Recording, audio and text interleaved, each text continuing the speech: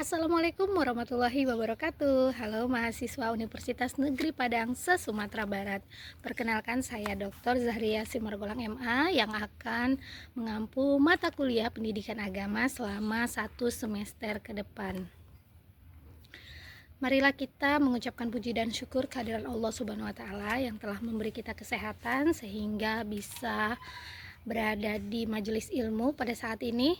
Salawat salam mari kita hadiahkan untuk Nabi besar Muhammad Shallallahu Alaihi Wasallam. Semoga kita mendapat syafaatnya di hari kemudian kelak. Untuk hari ini saya ingin nge-share tentang materi kelompok pertama, yaitu tentang hakikat manusia. Jadi kita ini sejatinya adalah manusia yang telah Allah ciptakan dalam bentuk sebaik-baiknya. Namun kita harus mengetahui ada beberapa aspek, yaitu aspek spiritual, aspek fisik, aspek sosial, maupun aspek moral. Yang pertama kita akan bahas tentang aspek spiritual, yaitu kita sebagai makhluk ciptaan Allah. Jadi Allah telah menciptakan kita berasal dari saripati tanah ya, kemudian dengan berbagai macam prosesnya yang telah dibahas pada ilmu biologi, namun kita tidak membahasnya detail di sini ya. Intinya kita berasal dari tanah. Oke, yang selanjutnya adalah kita itu diciptakan untuk beribadah. Tidaklah Allah ciptakan jin dan manusia kecuali untuk mengabdi. Mengabdi ini dalam bentuk ibadah. Dan selanjutnya yaitu secara spiritual kita ini memiliki akal dan ruh. Bagaimana akal kita berfungsi sebagai manusia, yaitu ketika kita mampu menjadi manusia yang dapat mengetahui atau memilih dan menerapkan yang baik-baik saja, sehingga yang salah itu kita tinggalkan. Oke, selanjutnya selain akal, ruh juga berperan ya. Jadi bagaimana ruh itu menjalankan kesadaran agar mau beribadah. Jadi bedanya kita dengan hewan adalah ketika hewan itu tidak memiliki kesadaran untuk beribadah pada Allah. Oke, itu dari aspek spiritual ya. Lanjut ke yang kedua adalah aspek fisik, yaitu kita sebagai makhluk Allah itu ketika tanpa kasih sayangnya maka kita akan lemah. Jadi kita itu Allah berikan tenaga sehingga kita itu mampu melakukan aktivitas. Allah berikan kekuatan sehingga kita itu mampu kuat. Namun ada juga yang ternyata tidak kuat, sehingga dia memilih jalan-jalan pintas, padahal Allah telah mengatakan di dalam surat Al-Baqarah ayat 286 ya, bahwa kita itu diuji berdasarkan batas kemampuan kita. Nah, ketika kita memang layak diuji untuk suatu persoalan tertentu, maka ternyata memang batas kita di situ gitu. Artinya nggak mungkin Allah kasih yang lebih berat dari itu. Tapi kita sebagai manusia terkadang tidak yakin atau tidak pede, sehingga kita itu yang tadinya lemah seharusnya bisa kuat ketika kita yakin kepada Allah bahwa Allah itu sudah mendesain, merencanakan, memberikan hikmah pada kita. Maka kita pun sebenarnya akan menjadi sosok yang jauh lebih kuat ketika kita mampu berpikir, mampu bersyukur, mampu memetik segala hikmah dan pelajaran yang terjadi dalam hidup ini.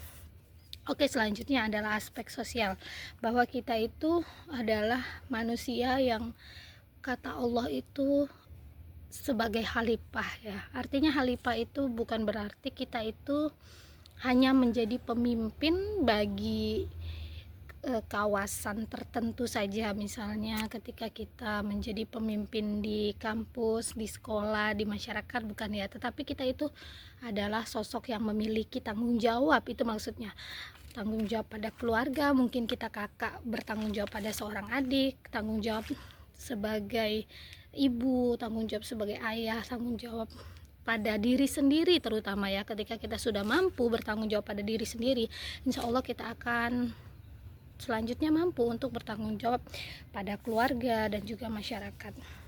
Nah, selanjutnya kita itu adalah orang yang memiliki aspek sosial ya, yaitu kita berinteraksi pada manusia, maka kita harus menyayangi manusia karena Allah telah ciptakan kita bersuku-suku, berbangsa-bangsa untuk saling mengenal, untuk saling membantu, menolong, menghargai. Jadi perlunya aspek sosial itu seperti itu ya. Sebagaimana kita ketahui bahwa kita itu tidak bisa hidup sendiri karena nantinya orang yang akan menolong kita, apakah dalam keadaan susah maupun senang, dan terutama ketika kita ingin pulang ke kampung yang sebenarnya ya, itu juga harus orang lain yang memandikan, menyolatkan. Maka kita tidak layak untuk sombong, kita harus hidup bersosial. Artinya sosial ini juga sebagai jalan pengganti ibadah kita ya, misalnya ibadah wajib kita yang tidak bisa kita laksanakan biasanya dialihkan ke sosial. Misalnya nih, ketika kita tidak mampu untuk bulan puasa itu berpuasa, bagi yang sudah sangat tua tidak bisa mengkodonya, maka dia bisa membayar fidyah. Nah, itu bagian dari aspek sosial ya, yang ternyata sangat dibutuhkan. Nah, selanjutnya yang terakhir adalah aspek moral, yaitu kita ini memiliki tanggung jawab moral ya. Artinya Allah itu telah menciptakan kita dalam keadaan fitrah. Fitrah itu suci ya, jadi Allah program kita supaya kita itu terbebas dari dosa, dan Allah itu memprogram kita agar menyukai kebenaran dan membenci kejahatan. Artinya apa? Pada dasarnya kita itu baik, tapi lingkungan atau orang tua, sekolah juga ya mempengaruhi ya, pendidikan, masyarakat, dan terutama diri kita sendiri yang tidak mampu mengontrol emosi, ibadah dan sebagainya, itu yang membuat kita itu keluar dari fitrahnya. Nah, jadi gimana agar kita balik ke fitrah, kembali ke fitrah? Makanya di dalam istilah kalau kita selesai merayakan Idul Fitri ya, semoga kita kembali ke fitrah, itu maksudnya ya tadi taubat ya, bahwa kita itu memang pada dasarnya baik. Nah, jadi bagaimana kita menjaga fitrah tersebut? Kalau memang sudah ternodai kena virus ya kita install gitu ya, ibarat komputer bisa kena virus tapi juga bisa diinstal. Cobalah diupdate, diupgrade agar kita menjadi manusia terbaik di mata Allah, sehingga hakikat manusia bisa kita kembalikan untuk menjadi yang sebaik-baiknya, yaitu manusia yang fitrah, manusia yang mampu menjadi khalifah, dan juga manusia yang mampu untuk bermanfaat. Karena sebaik-baik Anda adalah orang yang bermanfaat, maka maulah Anda untuk memperbaiki diri agar menjadi sosok yang mendapatkan ridhonya Allah, mendapatkan kasih sayangnya Allah. Demikian materi pada hari ini, semoga bermanfaat. Assalamualaikum warahmatullahi wabarakatuh.